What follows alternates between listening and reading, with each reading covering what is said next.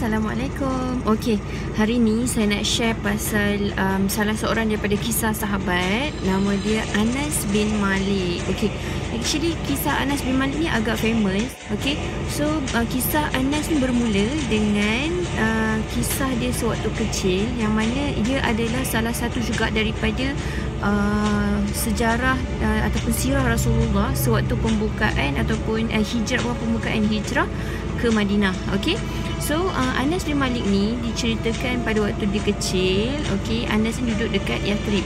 Yathrib ni nama sekarang ni kita panggil sebagai Madinah. Alright, so pada waktu tu ada dapat satu berita tahu dekat Yathrib. Orang-orang Yathrib kata Nabi Muhammad akan sampai ke Yathrib, yang mana Nabi Muhammad dekat Mekah pada waktu tu, dan dikatakan sedang dalam perjalanan ke Yathrib, iaitu Madinah lah. So pada waktu tu semua orang rasa gembira. Sebab apa? Sebab tak pernah kan datang ke Yathrib ataupun Madinah, tiba-tiba Rasulullah akan sampai ke Madinah. So semua orang berasa gembira, dan tiap-tiap hari semua orang, termasuklah Anas ni sebagai kanak-kanak pada waktu tu. Pada waktu tu Anas baru 10 tahun. So mereka ni akan berlari-lari untuk tengok dekat tempat menunggu tu, ada tak Rasulullah, adakah sudah sampai Rasulullah pada waktu tu.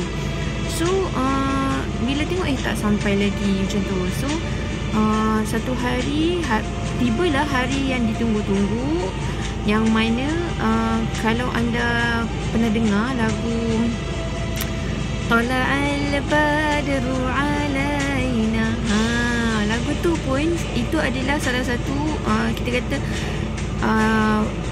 dendangan yang dinyanyikan ketika Nabi Muhammad sampai. Alright, so ketika Nabi Muhammad sampai tu, Anas ni masa tu 10 tahun, dan sangat gembira lah sebab Rasulullah sampai dekat tempat mereka tinggal.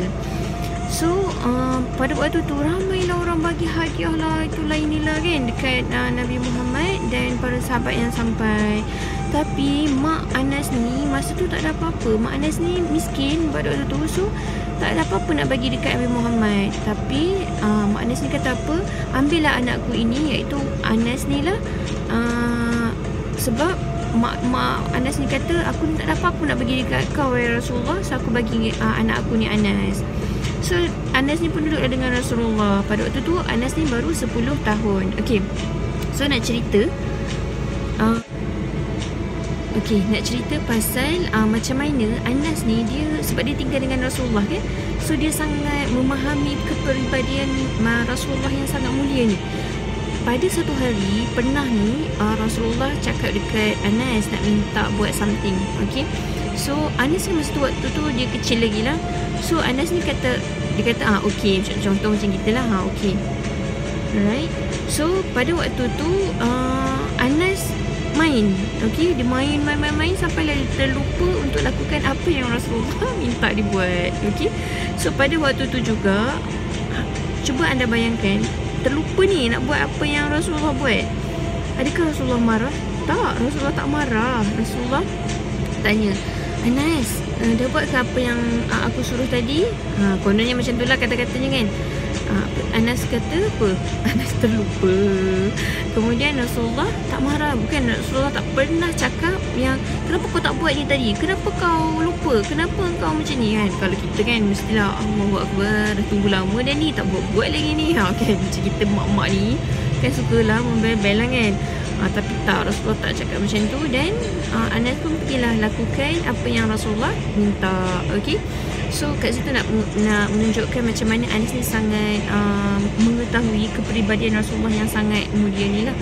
Kemudian dia ceritakan riwayat Anas ni cerita, Anas ni hidup lama tau. Anas ni dikatakan hidup selama 103 tahun.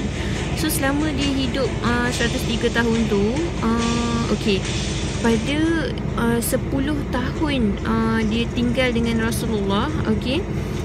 Pada umur dia 10 tahun dia tinggal dengan Rasulullah, dan belajar macam-macam daripada Rasulullah, sehingga kan riwayat Anas ni dikatakan Anas ni juga dijadikan satu tempat rujukan lah untuk para sahabat yang lain bila ada sesuatu yang berkenaan dengan agama, ditanyakan. Okay, so menjadi tempat rujukan lah kiranya.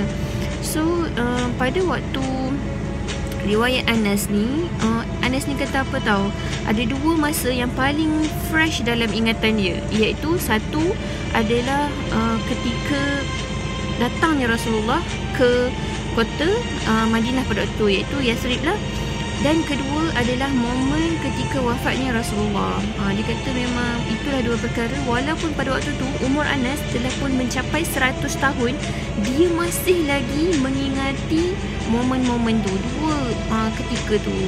So diceritakan Anas ni ada ramai anak, iaitu anak dan cucu dia lebih daripada 100 orang. Dan memang ada doa Rasulullah. Rasulullah berdoa untuk diberikan anak dan harta kepada Anas. Anas ni dikira sebagai salah seorang antara sahabat yang kaya lah. Okay. So kalau kita belajar daripada para sahabat ni, mereka ni sangat mencintai Rasulullah.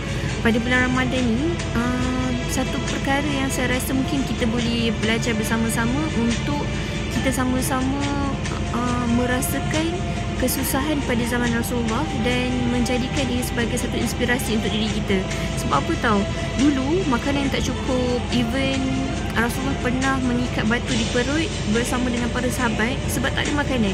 Okey, pada waktu tu mereka sedang bersedia untuk berperang dan sedang, kalau kita kata apa, mencangkul itulah masa perang Badar kan, untuk buat parit yang besar tu. Pada waktu tu bayangkan, kalau kita macam kerja yang berat-berat ni kan, tak makan memang tak larat. Tapi pada zaman Rasulullah ni, hebat tak mereka ni dan para sahabat sampai ikat batu dekat perut.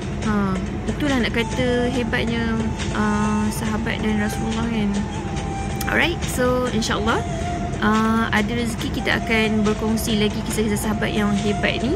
So stay tune dan jangan lupa subscribe. Assalamualaikum, selamat berpuasa dan selamat menjalani ibadah Ramadan.